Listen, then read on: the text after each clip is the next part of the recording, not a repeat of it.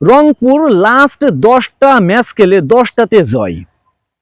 বাংলাদেশের এই রংপুর এই দলটি গ্লোবাল টি-20 খেলতে যে গ্লোবাল টি-20 জিতেছে।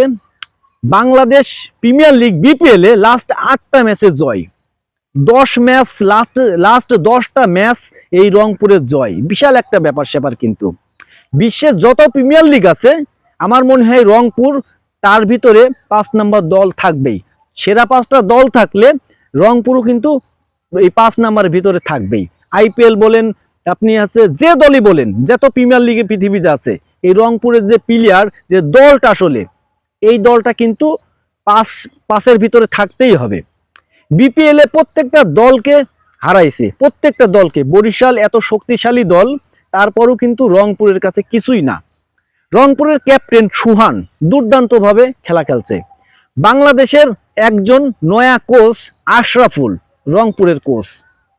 তো এই যে রংপুরের যে খেলাটা দেখছি, আপনি আইপিএল এর যে কোনো দলের সাথে খেলালে আমার মনে হয় কন্টেস্ট খারাপ হবে না। সেখানে কোটি কোটি টাকার প্লেয়ার আছে, রংপুরে কিন্তু ভাই অত কোটি কোটি টাকার প্লেয়ার নাই, বা 20 কোটি টাকার দামেরও প্লেয়ার নাই। কিন্তু এই রংপুর যে দলটা করেছে, আমার মনে হয় আইপিএল এ যে কোনো দলকে হারিয়ে দিতে পারবে, যে কোনো দলকে হারিয়ে দিতে পারবে।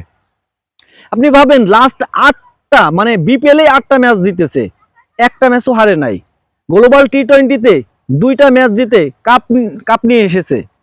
মানে লাস্ট 10টা ম্যাচে 10-এ 10 পেয়েছে রংপুর।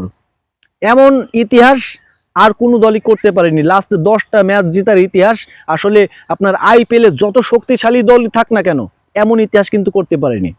আইপিএল এ যত শক্তিশালী দল হোক না কেন, আমার মনে হয় রংপুরের সাথে খেলায় জিততে হলে অনেক কাঠখড়ির ব্যাপার স্যাপার আছে। তো এই রংপুর, আমি মনে করি এই রংপুর সারা বিশ্বে যত প্রিমিয়ার লিগ আছে না কেন, তার ভিতরে 5 নম্বরের ভিতরে 5 নম্বরে এই দলটা থাকতেই হবে। কারণ রংপুর সেরা একটা দল।